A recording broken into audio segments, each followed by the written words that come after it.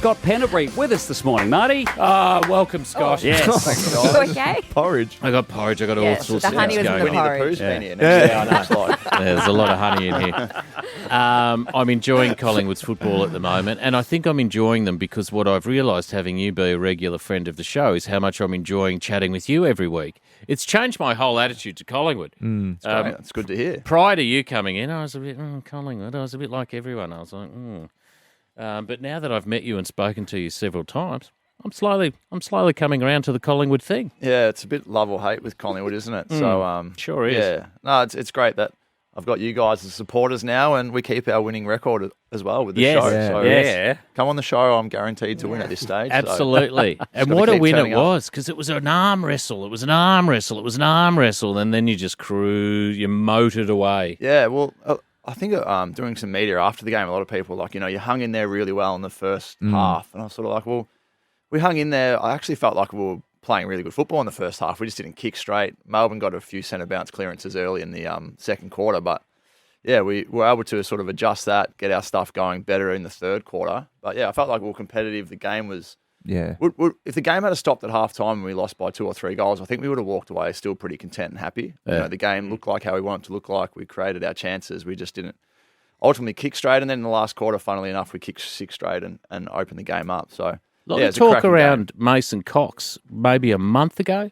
There was a lot of talk around him. Yeah. A bit like, Yeah, how's there's talk Mason... about him almost every week. How's Mason Cox going? Is it all over for Mason Cox? Yeah. Well, he had an absolute belter. Yeah, I think, the coach said after the game that he's probably his best position is ruck first, then forward. Darcy Cameron's probably the same, ruck forward, and then Brodie Grundy's ruck forward. So these guys have been sort of chopping and changing, trying to help us in the front half and then rucking. And yeah, I think the last couple of weeks, Darcy and Coxie, are playing that ruck role really well, in front of the ball, behind the ball, taking their turn when needed. And yeah, it's not often you see a 7-foot guy kicking running goal through 50 from Wasn't a centre it bounce. amazing? That was unbelievable. Yeah. So, and then Yeah. some reason the crowd just erupts too when it's Coxie. I don't know if that was Darcy Cameron who kicks that goal. Everyone gets excited, but when it's Coxie, everyone's like, Yeah. "Can you believe that? A 7-foot sort of looks like a baby giraffe just galloping." He really through does. the He's city the most unlikely bangs one for looking 50. bloke. Yeah, but he played a cracking game, and when big guys can stand up, he took multiple pack marks in the third quarter, and Yeah.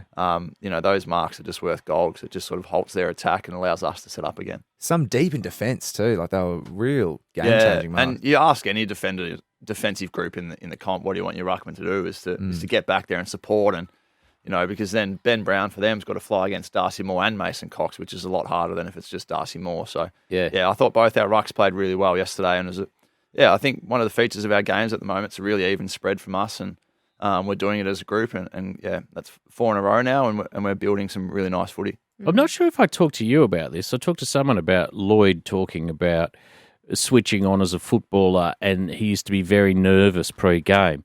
And apparently Hurd was very nervous pre-game as well. And then as soon as Hurd would get involved really early, that was like Lloyd's trigger. Is there a bloke in your team at Collingwood that you sort of look at and get confidence out of early on?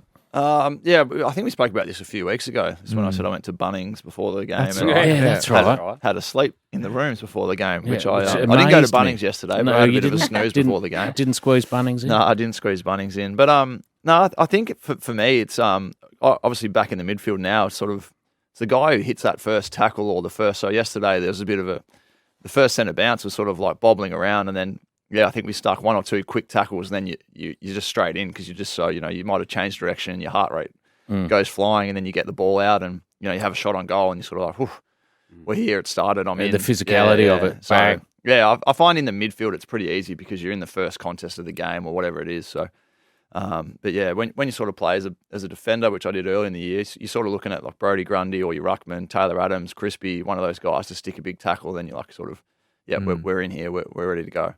Bailey Smith has come unstuck over the weekend with some pretty serious... he's confirmed the allegations that he'd been using an illicit substance. A terrible photo of him on the front page of the Herald Sun. And then the conversation swings around and becomes about young blokes making mistakes, mental health issues, all of those kind of things get wrapped into the 3-strike policy as well, which just seems totally redundant to me. What do you think of it as a current player? Yeah, I haven't followed the Bailey Smith thing too closely. Obviously, I've seen what's gone around, and then Luke Beveridge's comments about the policy, and it probably is a good time to think, is this working? Because you got to strip it back into like, why are we doing this policy? We want our athletes to be making really good decisions off the field, but at the same time recognize everyone's human. Like, there is going to be guys who make mistakes, and there's a lot that goes into it, and we've just got to think, how many years down this, the drug policy, is this the best code for our game? Is it the best code for our athletes? Maybe it is, maybe it isn't, but I think it's a discussion worth happening because, I just, you don't want to see a policy put in place and it's, easily avoided or... well, that seems to be the case with this one. Seems to be if you self-report, it's not a strike. Yeah, as I said, I'm across it a little bit, but not 100%. But yeah, I think if you self-report, it doesn't... You get 3 strikes for a 3 start. Strikes, that seems overly generous to me. And then there's the, part of, clubs don't really find out until it's too late, which is the club side of it. They want to be able to wrap their arms around players. Exactly. More. I mean, you'd want to know, wouldn't you, if you had a guy sitting in your ranks who'd had 2 strikes? Yeah, and there potentially could be guys at my football club on, I think it's 1 strike or 2 strikes or whatever. There could be guys everywhere, and you don't really know. And I think that's the argument with the soft cap, and you hear clubs always talk about we want more to the player welfare side of it, so we can support players, families, friends.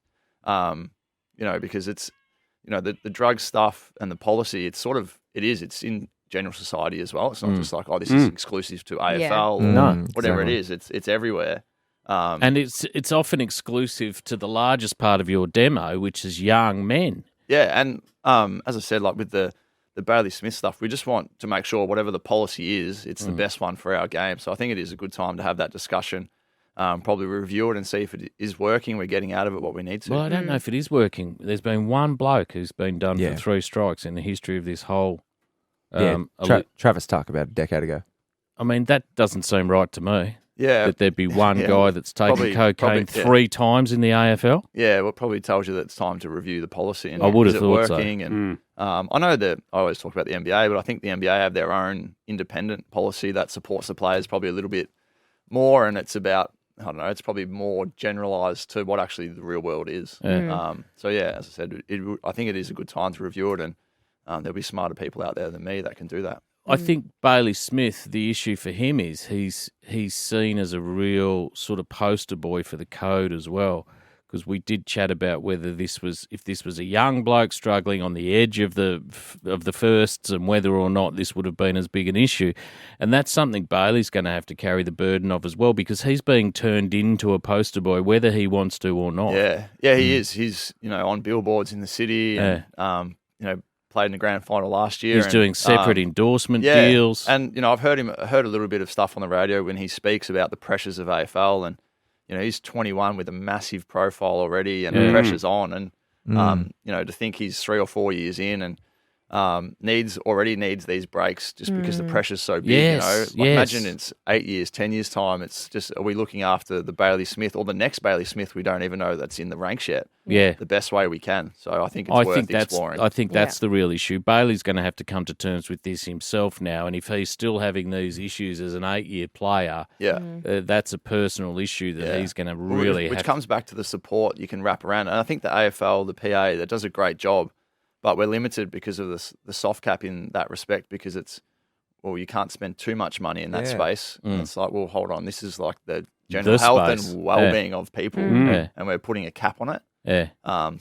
There's arguments of, the soft cap that should be removed and load up. And because, as I said, there's the Bailey Smith thing now, but there's another Bailey Smith probably coming into the system in next year's draft and the year after, and it's how we support Do you look the at whole these group. Young kids and do you feel as though they're resilient as you were when you came up through the ranks? I think it's so different with social media now. Yeah.